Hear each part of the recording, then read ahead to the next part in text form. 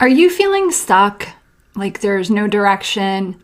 You wake up every day feeling like you're on the hamster wheel of life? I totally understand that. And if you are, you're going to want to listen to this podcast. Hey friends, Jen here from Oxijen Minds and Body, coach of over 28 years, helping hundreds of people transform their lives with my simple H3O method, which is hacks for health and happiness, one habit at a time. And in this episode, I am sharing 3 top tips to help you get unstuck. You're going to want to grab a pen and a journal, and let's get started. The first thing in getting unstuck is finding purpose, meaning how do you want to live your life? And here's what I want to caution you and give you permission to let your imagination just run wild. I caution you when we're doing this exercise. I call it the perfect day exercise. When you're doing this exercise, there's a tendency to let time, money, lack of knowledge, resources, and the overall busyness of the day get in the way. Let's just put that aside for a few moments so you can take some time and just think about what brings you joy. What do you like to do? What puts a smile on your face?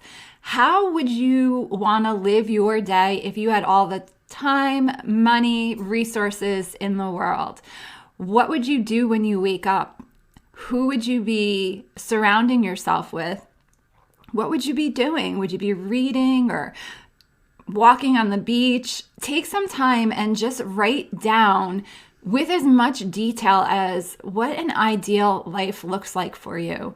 When I did this years ago, I wrote down I wanted to wake up and relax and read, meditate, work out, work with some clients, take my dogs for a walk, create, work with more clients, and then cook. And when I did that, there were certain things that I was way off as far as my perfect day. And then there were some things that I was pretty close to getting my perfect day. After you do this exercise, the second thing is making a list.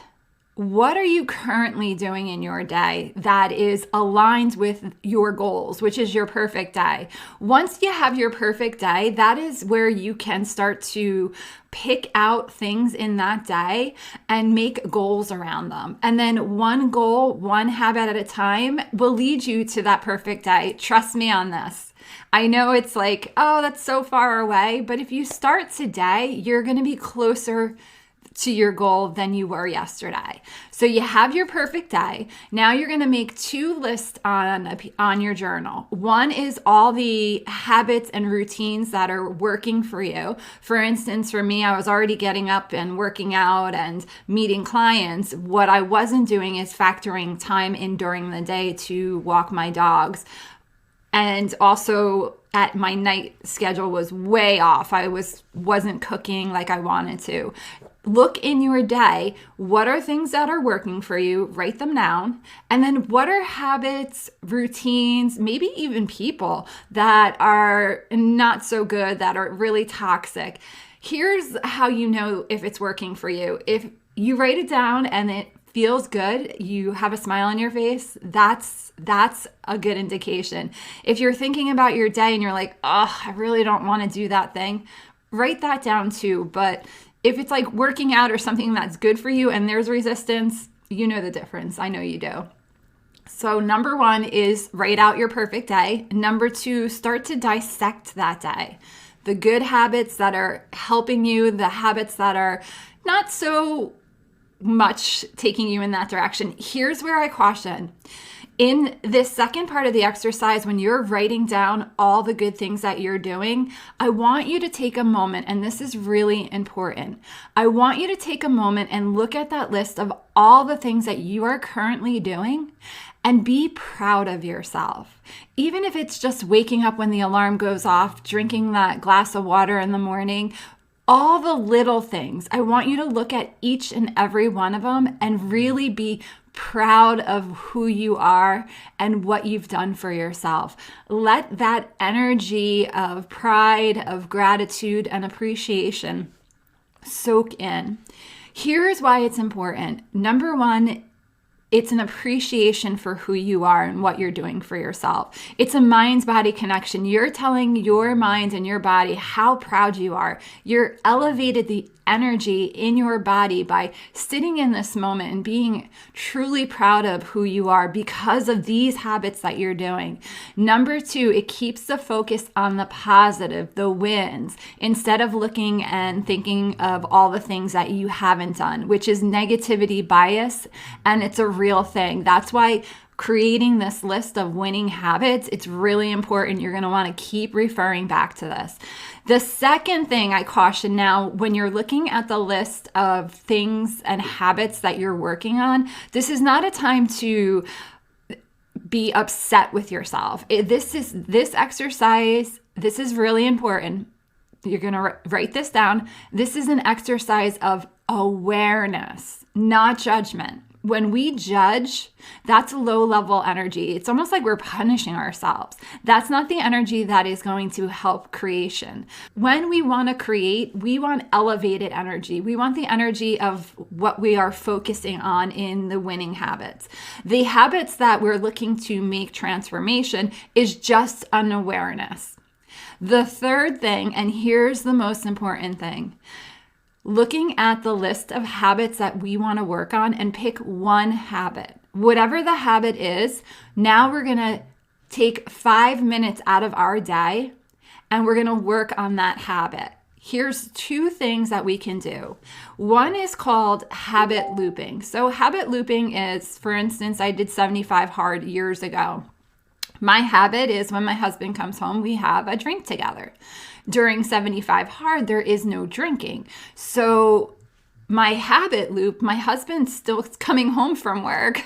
I'm still spending time with him, but I replaced the alcoholic beverage with a mocktail. So the habit loop is there. I'm still doing the activities. I'm still getting the connection with my husband. I'm getting the reward, but the habit of drinking is eliminated by having a nice fancy mocktail. That's one way that you can work in a habit. The other way is habit stacking, and I love this as well. Habit stacking is looking at your day and what are you currently doing that you can just add a new habit either right before or right after. For me, I did this habit stacking when I was meditating. I wanted to add a visualization practice to my day where it simply means I'm spending time thinking about, feeling about, and creating my dreams and goals. And I looked at my day and I meditated every day. So it was a perfect opportunity to just add visualization on top of that. And that is how you start to make transformation. I know it's probably like, it's only 5 minutes, but I assure you, you start implementing these simple tools, your life is going to change. All right. I like to keep these short and sweet because I know we're all busy. So if you're feeling stuck, or you know somebody who is feeling stuck, here are the 3 things you're going to do. Number 1, create your perfect day. Write down everything, all the people you want to be with, how you're eating, what you're doing. Write it down so you can see it. Pen to paper, get your goals closer. Number 2, make a list. What habits are working? Celebrate them. What habits aren't working? Just have an awareness of them. And then pick one to either habit loop or habit stack with something that takes less than 5 minutes a day. Here is the key to success. Simplicity plus consistency is going to get you to your goals and dreams. If you are enjoying this, please share it. My mission is to help people transform their lives one habit at a time. If you're interested in learning how to create habits and goals through the power that you have inside you already, then you are going to want to join me Thursday, January 23rd from 2 to 3 p.m. Eastern Standard for my chakra class. It's manifesting mastery from vision to reality through the 7 chakras. And I'm going to show you how to turn on and turn up the power that you have inside to create. If you can't make the masterclass, still register for the replay. I promise you, it's not something you're going to want to miss. All right, till next time, stay happy, stay healthy, creating your life one habit at a time. I'll catch you later.